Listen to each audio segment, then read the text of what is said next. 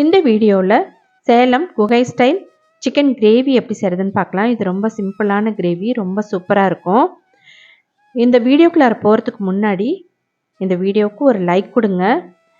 Subscribe பண்ணாதவங்க சேலம் புனிதாஸ் ரெசிபியை subscribe பண்ணுங்கள். உங்கள் ஃப்ரெண்ட்ஸ் அண்ட் ரிலேட்டிவ்ஸ்க்கு ஷேர் பண்ணுங்கள். கண்டிப்பாக கமெண்ட் பாக்ஸில் எப்படி இருக்குது அப்படின்னு கமெண்ட் பண்ணுங்கள். Hi friends, welcome to Salem புனிதாஸ் recipes. இன்னைக்கு சிக்கன் கிரேவி சேலம் குகை ஸ்டைலில் செய்ய போகிறேன். அது எப்படின்னா, வெறும் கடலைத்தூள் போட்டு செய்கிறது, கொஞ்சமாக மசாலா அரைச்சி கடலைத்தூள் போட்டு செய்கிறது, தேங்காயெலாம் சேர்த்துறதில்ல, வேறு எந்த ஸ்பைசஸும் வறுத்து அரைக்க வேண்டியதில்லை. நம்ம கறி மசாலா இஞ்சி பூண்டு போட்டாவே போதும். சிம்பிளாக ஈஸியாக செஞ்சிடலாம். ரொம்ப அருமையாக இருக்கும். இது இட்லிக்கு அவ்வளோ சூப்பராக இருக்கும். அதை எப்படி செய்கிறதுன்னு இப்போது இந்த வீடியோவில் பார்க்கலாம். வாங்க வீடியோக்குள்ள போகலாம். 1 கிலோ சிக்கன், அதுக்கு இது மாதிரி ஃபுல்லாக 1 டேபிள் ஸ்பூன் அளவுக்கு இஞ்சி பூண்டு விழுது சேர்த்துக்கலாம். 1 டேபிள் ஸ்பூன் அளவுக்கு கறி மசால் போடுறேன். இப்போது 1.5 டேபிள் ஸ்பூன் அளவுக்கு கறி மசால். இப்போது கொஞ்சமாக தண்ணி சேர்த்து அரைச்சிட்டு வந்துடலாங்க. இப்போது சிக்கன் கிரேவி செய்கிறதுக்கு 1/4 கப் அளவுக்கு எண்ணெய் சேர்த்துட்ருக்கேன். இப்போது எண்ணெய் காஞ்சிருச்சு. கடுகு உளுத்தம் பருப்பு 1/2 டீஸ்பூன் அளவுக்கு சேர்த்துக்கலாம். இதோட இந்த மாதிரி சின்ன வெங்காயம் இந்த அளவுக்கு கட் பண்ணிக்கணும். தக்காளியும் இந்த மாதிரி சின்ன சின்னதாக கட் பண்ணிக்கணும். கருவேப்பிலையை வாஷ் பண்ணி வச்சுருக்கேன். இதையும் இதோடு சேர்த்துட்டு நல்லா வதக்கிக்கணும்.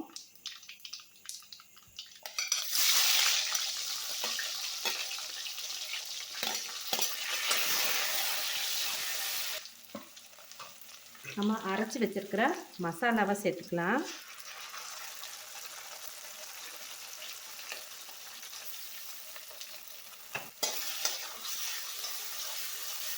இதை ஒரு 2 நிமிஷம் வதக்கிக்கலாம். இப்போ நல்லா வதங்கிருச்சு. மஞ்சள் தூள் 1/2 டீஸ்பூன் சேர்த்துக்கலாம். மிளகாத்தூள் 1 டீஸ்பூன் அளவுக்கு சேர்த்துக்கலாம். ஏன்னா கடைசியாக மிளகுத்தூள் சேர்த்தணும், அதனால் மிளகாத்தூள் போதும். வதக்கிட்டு தக்காளி சேர்த்துக்கலாம். இது ஒரு 2 நிமிஷம் வதங்கட்டும். இப்போது இது கூட 1 டேபிள் ஸ்பூன் அளவுக்கு உப்பு சேர்த்துக்கலாம். உப்பு மட்டும் அவங்களோட டேஸ்ட்டுக்கு தகுந்த மாதிரி கூட குறைச்சி போட்டுக்கலாம். அதே மாதிரி மிளகாத்தூளும் அப்படி தான். நிறைய காரம் சேர்த்துறவங்க இன்னும் கூட 1/2 டீஸ்பூன் சேர்த்துக்கலாம். இல்லை, நல்லா மசிகிற அளவுக்கு வதங்கிடுச்சு. இப்போ நம்ம வாஷ் பண்ணி வச்சுருக்கிற சிக்கனை சேர்த்துக்கலாம். சிக்கனையும் வதக்கிறதுக்குள்ளார இந்த தக்காளியும் வதங்கிடும்.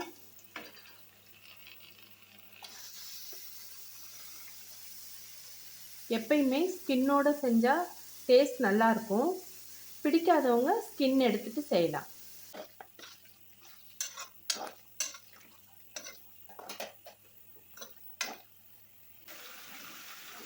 பாருங்கள், சிக்கன் நல்லா வதங்கிருச்சு. தக்காளியெல்லாம் பாருங்கள் நல்லா மேஷ் ஆகிடுச்சு. பாருங்கள், சிக்கன் இந்த அளவுக்கு வெந்திருக்கு. இப்போ நம்ம தண்ணி சேர்த்துக்கலாம்.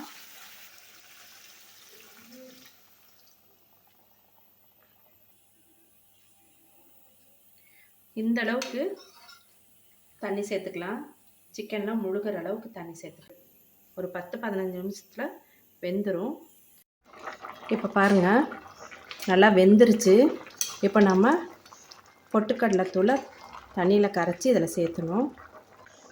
இது 4 டேபிள் ஸ்பூன் அளவுக்கு பொட்டுக்கடலைத்தூள், 1 டேபிள் ஸ்பூன் அளவுக்கு மிளகுத்தூள் சேர்த்தியாச்சு. தண்ணி கலந்து இதோடு சேர்த்துடலாம். பொட்டுக்கடலை கலவையை இதில் ஊற்றிடலாம். தண்ணி இன்னும் சேர்த்தணும்.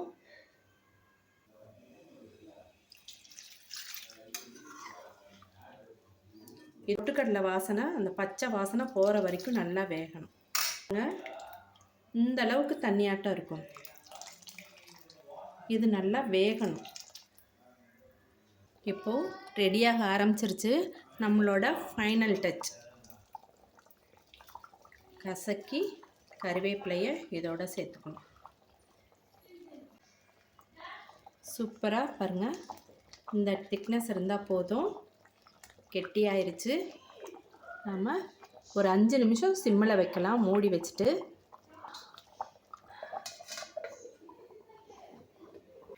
இப்போது கிரேவி ரெடி ஆகிடுச்சு பாருங்கள், எண்ணெய் பிரிஞ்சு வந்துருச்சு. நம்ம அடுப்பை ஆஃப் பண்ணிடலாம். கொத்தமல்லி தலையை தூவிடலாம்.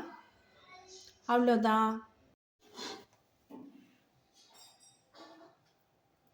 இப்போது சுட சுட இட்லியோட நம்ம இந்த கிரேவியை பரிமாறலாம். பாருங்கள் இட்லி எவ்வளோ சாஃப்டாக இருக்குன்னு. இது கூட இந்த கிரேவியை சேர்த்துக்கலாம். சிக்கன் மட்டன் எல்லாமே இந்த மாதிரி செஞ்சால் ரொம்ப நல்லாயிருக்கும். தேங்காய் சேர்த்தாம இந்த மாதிரி பாருங்கள், சிக்கனோட சூப்பராக இருக்கும். இப்போது எப்படி இருக்குன்னு சாப்பிட்டு பார்க்கலாங்க. இட்லி பாருங்கள் எப்படி இருக்கு பாருங்கள், சாஃப்டாக பஞ்சு பஞ்சாக இருக்குது. இதோட இந்த கிரேவியை இப்படி தொட்டு இப்படி எடுத்து சாப்பிடணுங்க. ரொம்ப அட்டகாசமாக இருக்குங்க. இது வந்து ரொம்ப ஸ்பைசஸ்லாம் இருக்காது, மைல்டாக இருக்கும். குழந்தைங்களுக்கெல்லாமும் கொடுக்கலாம், பெரியவங்களாவும் உடம்பு சரியில்லைன்னா கூட இது மாதிரி செஞ்சு கொடுக்கலாம். நீங்களும் வீட்டில் இதே மாதிரி செஞ்சு சாப்பிட்டு பாருங்கள், உங்களுக்கும் ரொம்ப பிடிக்கும்.